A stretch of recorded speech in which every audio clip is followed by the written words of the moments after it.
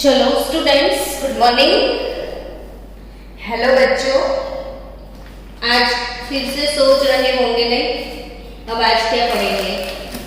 तो आज अभी आयोनिक बॉन्ड जो है वो हम 2 दिन से पढ़ रहे थे।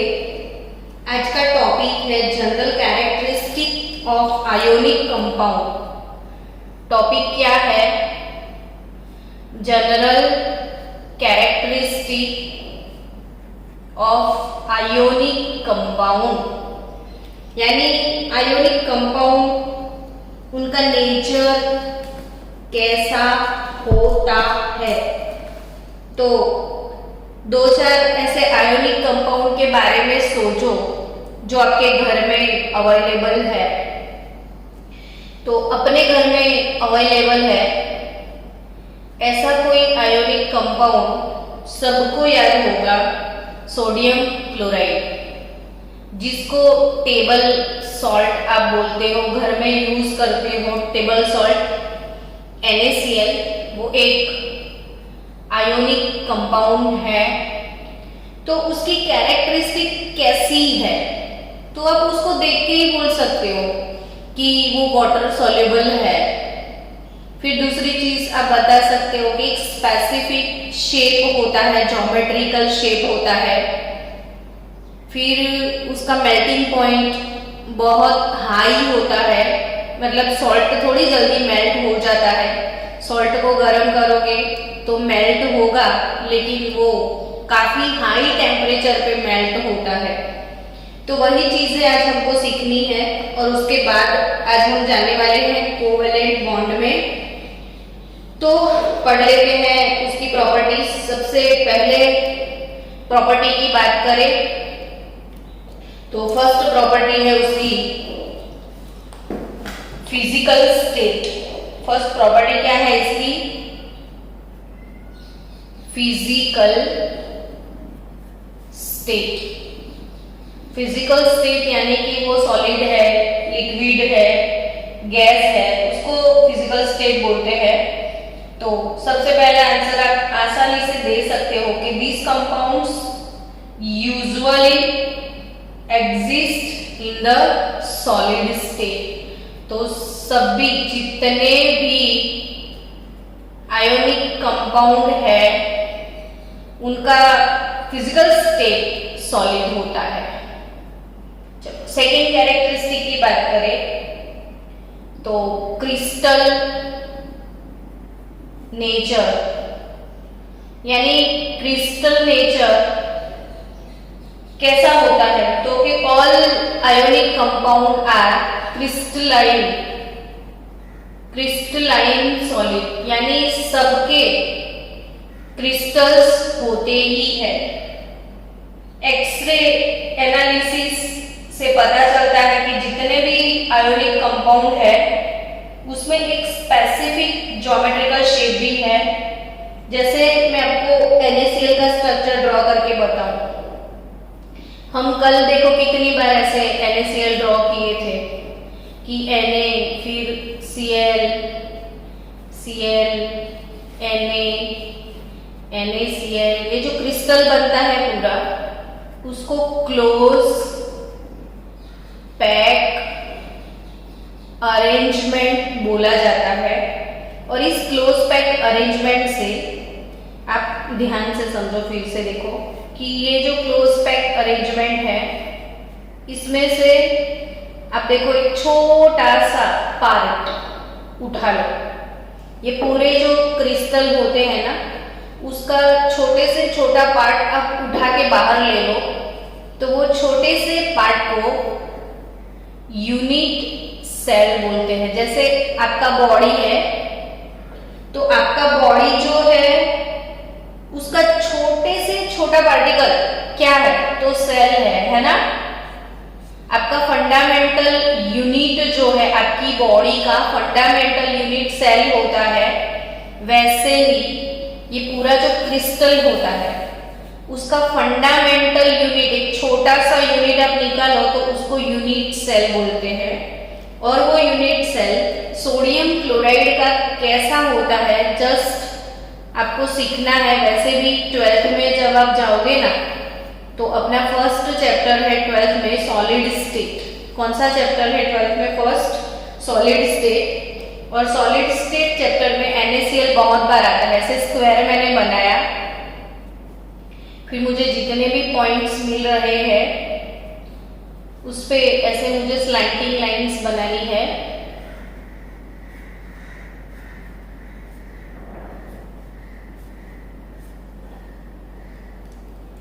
ये चीजें मैं इसलिए आपको सिखा रही हूँ कि कभी ना कभी तो आपको सीखना ही है, तो क्यों ना अभी से हम सीख के जाए तो अच्छे से केमिस्ट्री प्रिपेयर हो जाए। तो इन सबको ऐसे कनेक्ट कर दो,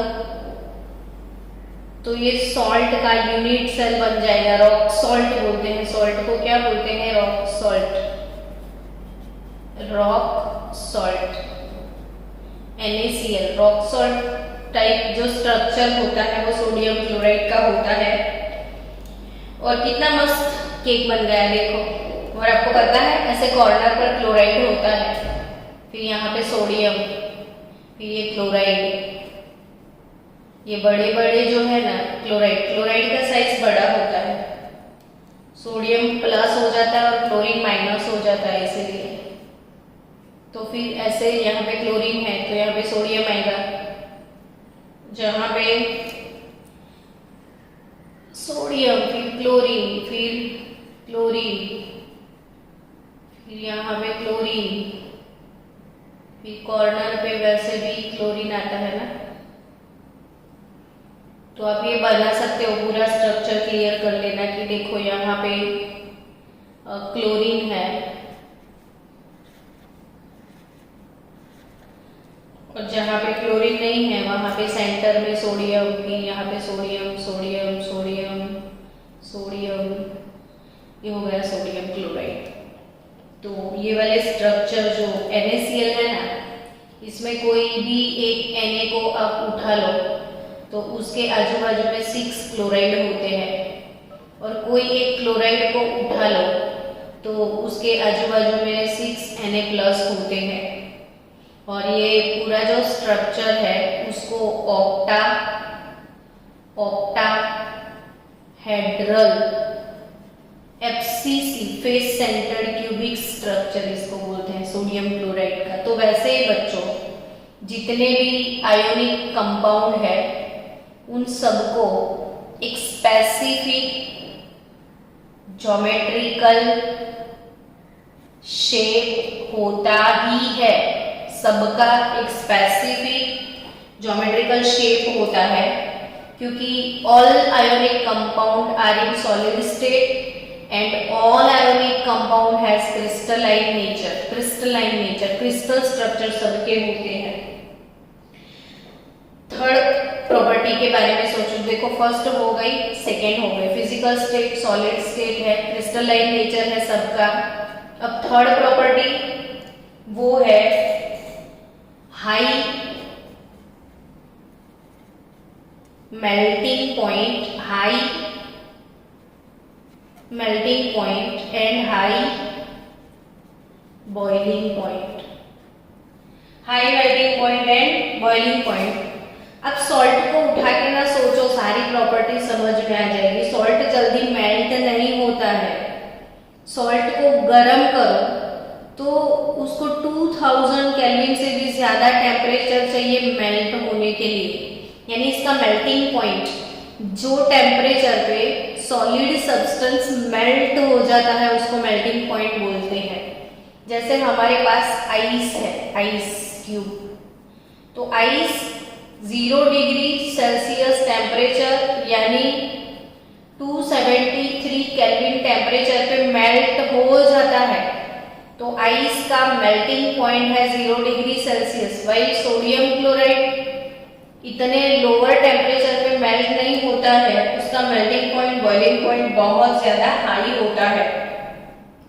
चलो fourth property, physical state solid, all are crystalline in nature, high melting point and high boiling point.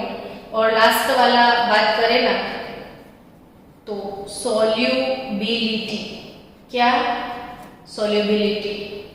और solubility is my favourite topic.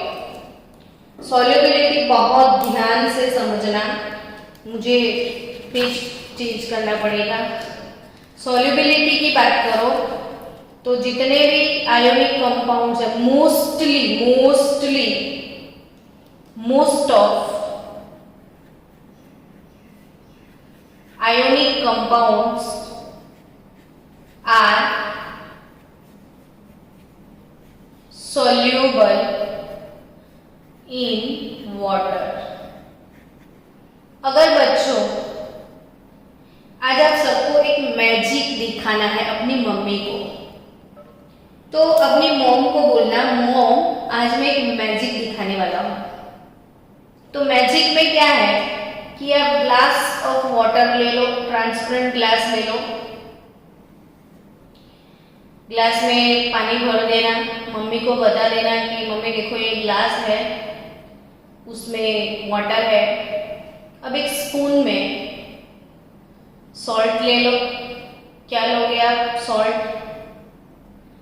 ये सोडियम क्लोराइड है जो कि आपके घर में इजीली अवेलेबल भी है, तो ये है सॉल्ट। और सॉल्ट को आप पानी में डाल देना तो सॉल्ट गायब हो जाएगा, है ना मैजिक?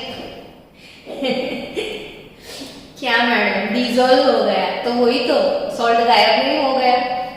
जो NaCl है उसको आप पानी में डालोगे तो वो डिजोल्व हो जाता है। क्यों डिजोल्व हो जाता है वो सोचो। इंटरेस्टिंग चीज यही है कि सॉल्ट पानी में डिजोल्व क्यों होता है, हमारे लिए ये IMP फिनोमिना है। समझना बच्चों कि सॉल्ट होता क्या है एक्चुअली, तो उसमें एक आयन होता है Na+ और दूसरा आयन होता है Cl-। तो Na+ और Cl- ions are exist in salt cake. अब जब आप पानी में डालोगे तो पानी जो है उसमें ये ऑक्सीजन और उसके साथ उसके छोटे छोटे दो बच्चे हाइड्रोजन होते हैं। देखो ये छोटे छोटे हाइड्रोजन है और ये जो है ऑक्सीजन मॉलिक्यूल। तो ऑक्सीजन एटम और ये हाइड्रोजन एटम और ये है अपना H2O का मॉलिक्यूल। इसका शेप जो है वो बेंट शेप होता है। काफी बच्चों को पता नहीं, याद रखना ऑक्सीजन और ये दो हाइड्रोजन, ये वाटर का शेप बेंट शेप और एंगुलर शेप है वाटर का। और यहाँ पे specific bond angle 104.5 degree 104.5 degree bond angle होता है। ये एंगल यहाँ पे इतना होता है। तो वाटर जो है वो बेंट शेप का है, ये वाटर का मॉलिक्यूल है। अब समझना ध्यान से कि वाटर के मॉलिक्यूल में जो ऑक्सीजन है, आप ये चीज सोचो कि ऑक्सीजन और हाइड्रोजन, उसके बीच में जो बॉन्ड बनता है उसमें एक इलेक्ट्रॉन ऑक्सीजन का होगा, एक हाइड्रोजन का होगा। तो ये शेयरिंग वाला पेयर है, शेयर्ड इलेक्ट्रॉन पेयर। अब चैप्टर नंबर 3 नहीं प्रिपेयर करोगे तो केमिस्ट्री पूरा गायब हो जाएगा आपकी डिक्शनरी से। अगर आपको आपकी डिक्शनरी को रीच बनाना है, केमिस्ट्री अपने पॉकेट में रखना है, तो सबसे पहला काम चैप्टर नंबर 3। ऑक्सीजन उसका एटॉमिक नंबर होता है 8, हाइड्रोजन उसका एटॉमिक नंबर है 1। ऑक्सीजन के सेंटर में 8 प्रोटॉन है, हाइड्रोजन के सेंटर में सिर्फ 1 प्रोटॉन है। तो आप सोच सकते हो कि अगर यहाँ पे रस्सा खींच कंपटीशन होता है तो 1 लोग है इसको खींचने वाले, यहाँ पे सिर्फ 1 पर्सन है इसको खींचने वाला, तो 1 लोग मिलके इसको बहुत अच्छे से खींच के ले जाएंगे। तो आपको वो डेफिनेशन इलेक्ट्रोनेगेटिविटी का डेफिनेशन याद आ रहा है। इलेक्ट्रोनेगेटिविटी किसको बोलते हैं बच्चों हम? तो इलेक्ट्रोनेगेटिविटी यानी कैपेसिटी टू अट्रैक्ट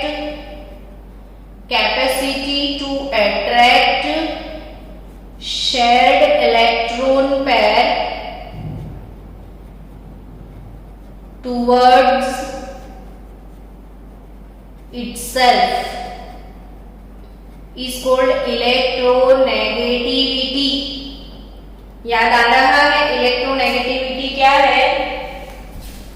तो जो शेयरिंग वाला पेयर है उसको अपनी तरफ खींचने का जो ताकत, यहाँ पे शेयरिंग पेयर को ऑक्सीजन खींच के ले जाएगा और इसकी वजह से ऑक्सीजन पार्शियल नेगेटिव हो जाएगा और हाइड्रोजन पार्शियली पॉजिटिव हो जाता है। तो ऑक्सीजन के ऊपर नेगेटिव चार्ज होता है और हाइड्रोजन के ऊपर कौन सा चार्ज होता है बच्चों? पॉजिटिव चार्ज होता है। यानी इसके पास नेगेटिव पोल है, इसके पास पॉजिटिव पोल है, और जिसके पास पोल होते हैं ना बच्चों उनको पोलार बोलते हैं। जिसके पास पोल्स होते हैं उनको पोलार बोलते हैं। तो आपको याद रखना है कि वाटर एक पोलार मॉलिक्यूल है। वाटर एक पोलार सॉल्वेंट है। सॉल्वेंट इसको बोलते हैं जो सबको डिसॉल्व करता रहता है। तो वाटर एक पोलर सॉल्वेंट है। अब सोचना, कयामत से कयामत तक इन दोनों को जो बड़े प्यार से एक घर में रहते थे, बेचारे उन लोगों की हालत खराब होने वाली है क्योंकि अब विलन की एंट्री हो गई। तो जैसे पानी में आप सॉल्ट को डालोगे तो Na+ और Cl- उनका डिवोर्स हो जाता है, वो सेपरेट हो जाते हैं। और सेपरेट क्यों हो जाते हैं? तो Na के ऊपर प्लस चार्ज है, तो प्लस चार्ज से कौन अट्रैक्ट होता है? Minus charge. तो Na के सराउंडिंग्स में ऐसे वाटर मॉलिक्यूल्स आ जाते हैं। देखो कितना मजेदार है पानी का फंडा। पूरे Na को कवर कर लिया पानी ने। ये क्यूट से ब्लू वाले छोटे छोटे क्यूटी पाए आपको जो दिख रहे हैं ना, वो क्यूटी जो है वो वाटर है। कितना सुंदर दिखता है, एकदम सा क्यूट वाटर है ये देखो। और Na+ के आजू बाजू में इतने सारे वाटर मॉलिक्यूल उसको सराउंड कर रहे हैं, यानी उसको दिख भी नहीं रहा है क्लोरीन, जो कब से क्लोरीन के साथ रहता था। इन दोनों के बीच में इलेक्ट्रोस्टैटिक अट्रैक्शन था, इन दोनों के बीच में कूलोम्बिक अट्रैक्शन था। वो अट्रैक्शन को ब्रेक कर दिया किसने? तो पानी ने। पानी एज अ विलन अंदर आया, दोनों के बीच का रिलेशन ब्रेक कर दिया, Na को कवर कर लिया। इसलिए बच्चों आपको पता है जैसे NaCl सॉलिड है, ठीक है, आपने उसको पानी में डाल दिया H2O में, तो आप यहाँ पे लिखोगे Na+ और Cl- ऐसा लिखोगे। तब अब पता है कि ब्रैकेट में क्या लिखने वाले हो? एक्वियस। ब्रैकेट में क्या लिखोगे आप? एक्वियस। तो वही ये AQ क्यों लिखा? तो AQ मीन्स एक्वियस। H2O को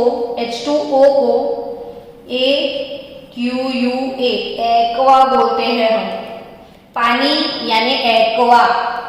और आपको पता है ना माधुरी दीक्षित का हर आरो एक्वागार्ड नहीं होता। तो एक्वागार्ड यानी जो एक्वा को प्रोटेक्ट करता है वो एक्वागार्ड। एक्वा मीन्स वाटर, और इसलिए हम वाटर के लिए AQ वर्ड यूज करते हैं। वाटर के लिए कौन सा वर्ड यूज करते हैं? AQ। अगर यहाँ पे एमोनिया होता ना तो हम ब्रैकेट में AM लिखते। अगर यहाँ पे अल्कोहल होता ना तो ब्रैकेट में AL लिखते। अल्कोहलिक, अमोनिएटेड, एक्वियस, ये 3 वर्ड समझो। ऐसा जरूरी नहीं है ना कि हर चीज को पानी में ही डिसॉल्व करें। अमोनिया में भी डिजोल्व होते हैं कई सारी चीज़ें, अल्कोहल में भी डिजोल्व होती है। अल्कोहल भी सॉल्वेंट हो सकता है, अमोनिया भी सॉल्वेंट हो सकता है, वाटर भी सॉल्वेंट हो सकता है, लेकिन जो भी आयोनिक कंपाउंड है मोस्टली वाटर सॉल्युबल है।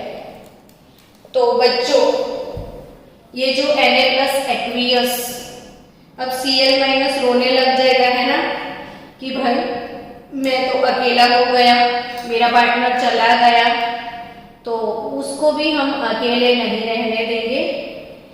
उसको बोलेंगे कोई बात नहीं, पानी वैसे तो क्यूट है पर कुछ ज्यादा ही क्यूट है। पानी इसको बोलता है कि Na के साथ ऑक्सीजन है ना, तो वाटर में पॉजिटिव पोल भी है हाइड्रोजन का, तो ये जो पॉजिटिव पोल है हाइड्रोजन वाला, वो पॉजिटिव पोल क्लोरीन को कवर करता है।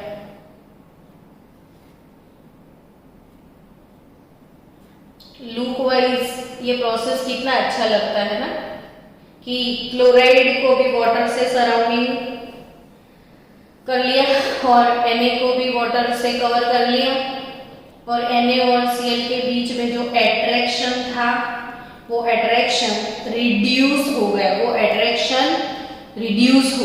और किसी के बीच का जो अट्रैक्शन है उसको रिड्यूस करने का जो पावर है, इसको क्या बोलते हैं पता है? Dielectric constant. Dielectric constant. और सबसे ज्यादा डाइइलेक्ट्रिक कांस्टेंट मतलब किसी के बीच में जो अट्रैक्शन है उसको तोड़ना, किसी के बीच का जो इलेक्ट्रोस्टैटिक अट्रैक्शन है उसको रिड्यूस करने की जो ताकत है वो है डाइइलेक्ट्रिक कांस्टेंट। और ये नीट में क्वेश्चन आता है, याद रखना बच्चों, वाटर, इसका डाइइलेक्ट्रिक कांस्टेंट 80 है। मिथाइल एसीटेट का, इथाइल एसीटेट का, एसीटोन का, ईथर का, सबका कम है। आपको आज पता चलेगा कि वाटर को हम यूनिवर्सल सॉल्वेंट बोलते हैं। वाटर को हम क्या बोलते हैं? Universal solvent. तो भाई क्यों उसको यूनिवर्सल सॉल्वेंट बोलते हैं? क्योंकि दुनिया भर के सारे लोग पानी में ही मर जाते हैं, पानी में डिजोल्व हो जाते हैं। सॉल्ट भी पानी में जाके मर गया। क्यों मर गया? तो उन दोनों के बीच का जो प्यार था वो तोड़ दिया किसने? पानी ने। यानी इन दोनों के बीच में जो अट्रैक्शन था इलेक्ट्रोस्टैटिक अट्रैक्शन, उसको ब्रेक किया पानी ने। और पानी की कैपेसिटी है कि पानी का डाइइलेक्ट्रिक कांस्टेंट 180 है। ये नीट में आता है बच्चों, पक्के से दिमाग में याद रख देना कि वाटर, ये चीज लिख लो नोटबुक में, water has very high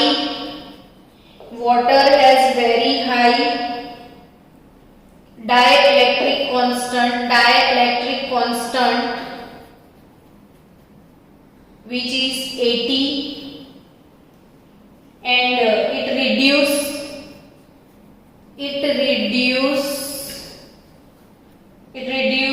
electrostatic force of attraction.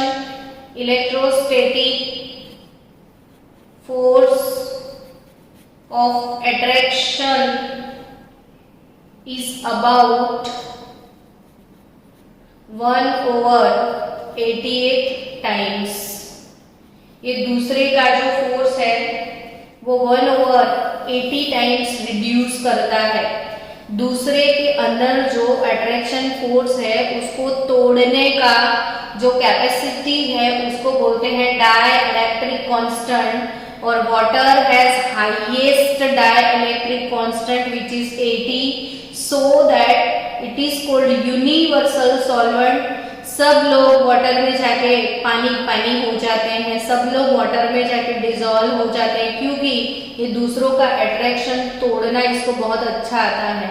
और सबका अट्रैक्शन जो होता है उसको कितने टाइम वो रिड्यूस कर देता है, 180 टाइम्स वो रिड्यूस कर लेता है। यानी कि Na और Cl के बीच का जो अब तक आपने देखा कि बहुत ज्यादा गहरा प्यार था, उसको तोड़ दिया पानी ने और दोनों को अलग कर दिया, और इसलिए ये Na plus aqueous Cl minus aqueous हो गया।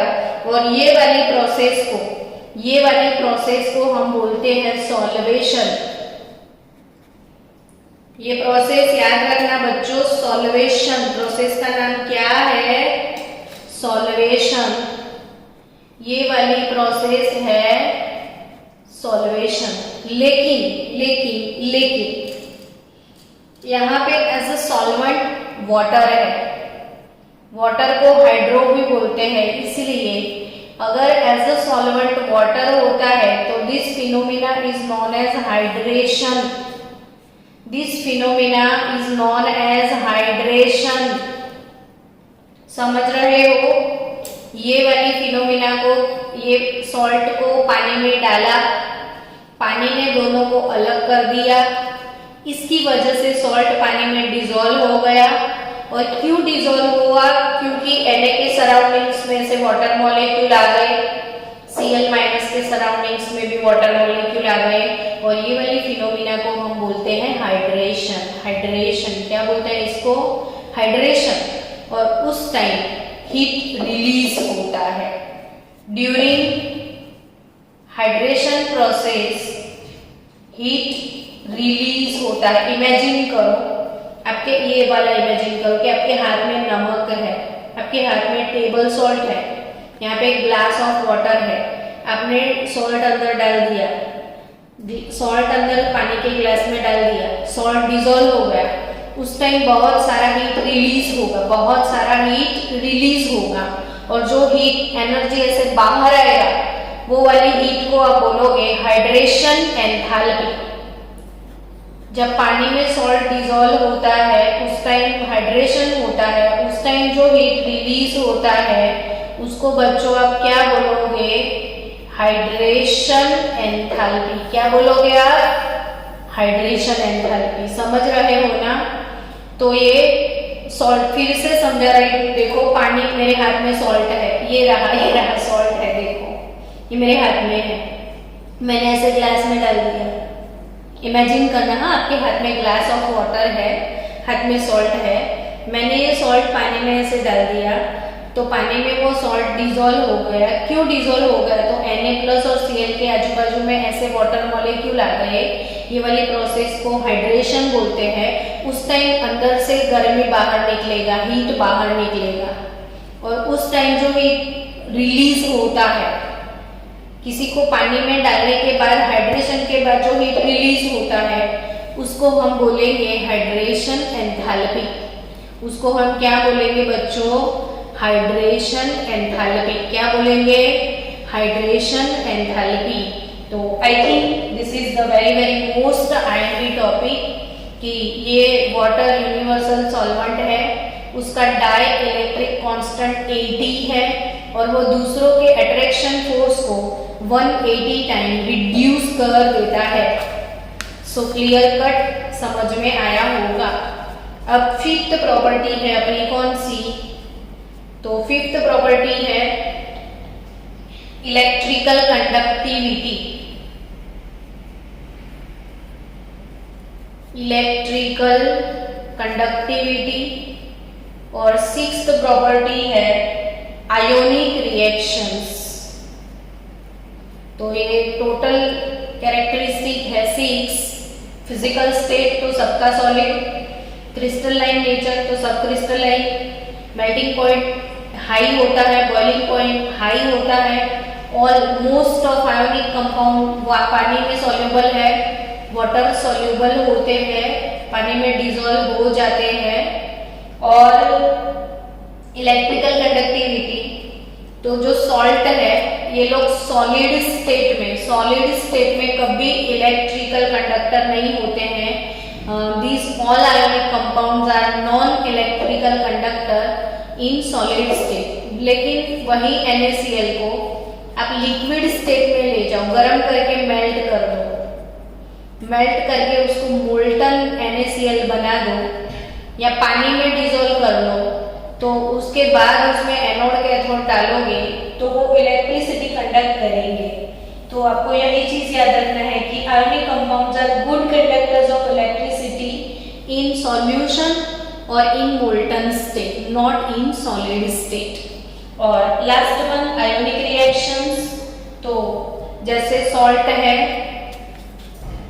NaCl, आपने उसमें डाल दिया सिल्वर नाइट्रेट AgNO3, तो यहाँ पे आयन एक्सचेंज होते हैं, NaNO3 के साथ चला जाएगा और AgCl के साथ प्रेसिपिटेशन कर सकता है क्योंकि आयंस फ्री हो जाते हैं। ये आयंस अलग अलग होते हैं, इसकी वजह से ion exchange reactions ionic solids में होते हैं। तो ये हो गए सारे आज का टॉपिक पूरा कि प्रॉपर्टीज ऑफ आयोनिक कंपाउंड। अब इसके बाद वाला टॉपिक स्टार्ट होगा कल से, very very interesting topic, covalent bond.